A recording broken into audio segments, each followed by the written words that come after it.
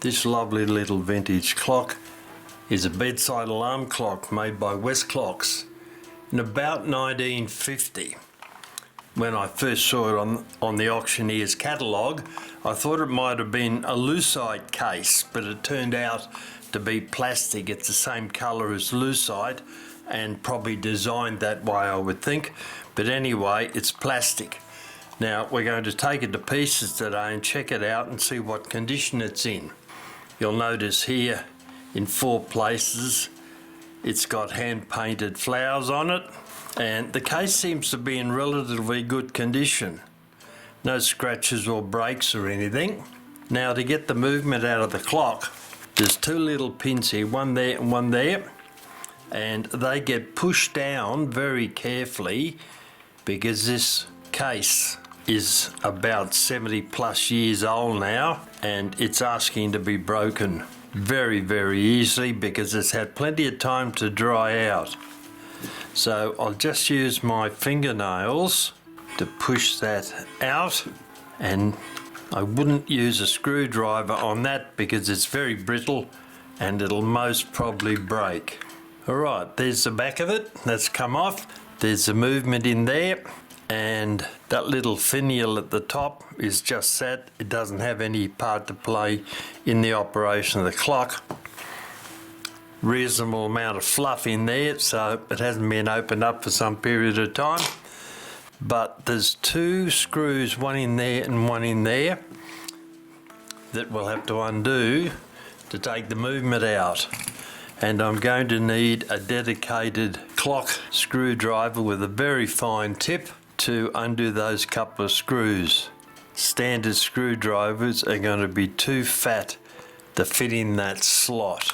Mind you, it's relatively tight. Here we go, that started him off. Alright, pair of tweezers, we'll remove that tiny little screw, only about 1.5 or 2 turns and out it came. Alright, carefully remove the movement with the face and hands attached. It's inside the case. We'll clean that plastic before it goes back together again. And there's the clock movement taken out of the case. We'll just have a quick run round here and see how, yes, that's going to come out. Alright, first up we'll take the hands off. So I'll get my thumb nail under the minute hand and turn it round, and off it comes. Tiny little hand there. We'll put that in the dish. And now the hour hand, once again a friction fit, comes off very easily. There's the hands. Now I think the next thing we have to do is remove that one. No, I don't think it'll pull through. That's the alarm. So the alarm's working apparently. That's the on off for the alarm, and I would think that that's probably just a friction fit. I think they tend to be, but it's pretty tight. You can see it turning, that little wheel in there. You can see it turning round. Alright, I'll undo the key for winding the movement up. We'll take that out, put it into another dish, and have a look and see how these other, that'll turn the hand, that one.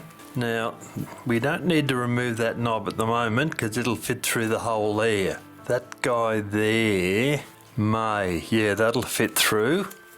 This knob here, there's 2 tiny little screws in there, and I wouldn't have thought that that would have fit through that hole in there, but it's pretty hard to see. I'll take those couple of screws out, loosen them up, and we'll see if the back comes off the movement or not.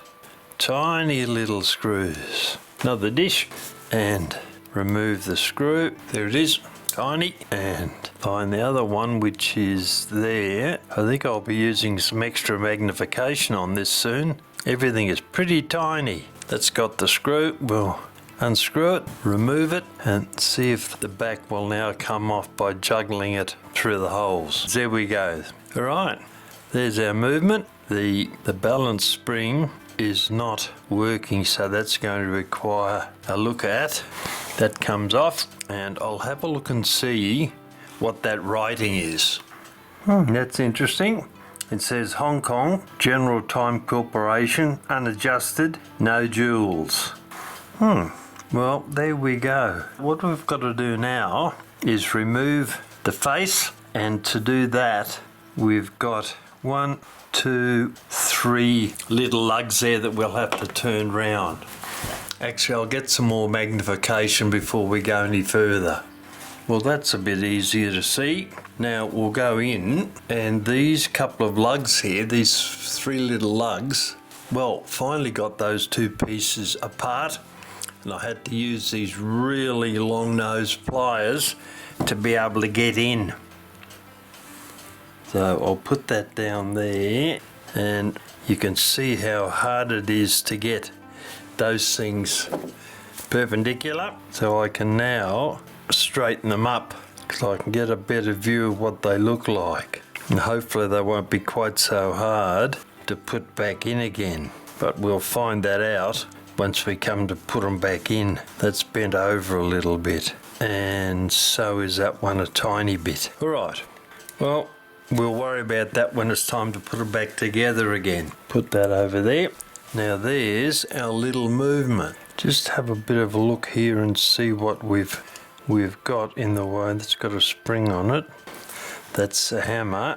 That piece there stops the hammer running backwards and forwards for the alarm, as you can see there under my thumb. So we'll push that down, that'll hold that. Alright, I'll see what we've got in the way of the hairspring seems to be in one piece. I wonder if that's just too tight. I'll loosen that screw off a tiny bit that holds the balance staff in place. I wonder if that's actually been pushed in too tightly.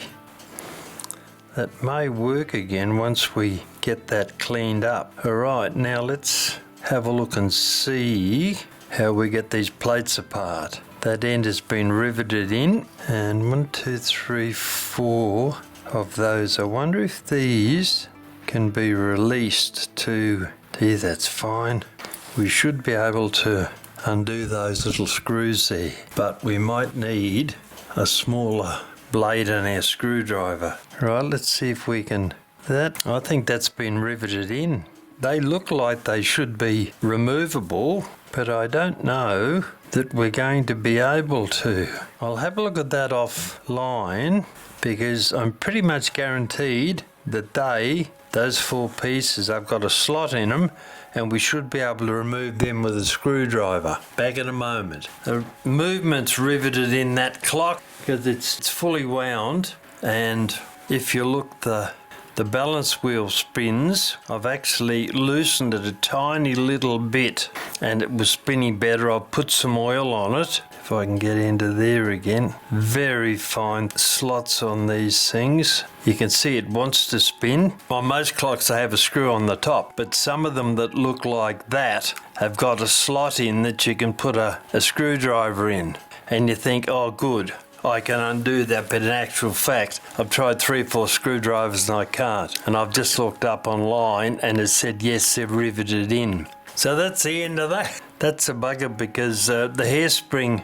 Looks like a nice little movement, actually. Yeah, the hairspring's in good shape. It's not damaged, but there's something stopping the power from the spring, and I think it's probably a pivot somewhere down the line. Nothing worse than that, because I've got probably 15 minutes worth of video there to say I can't fix it.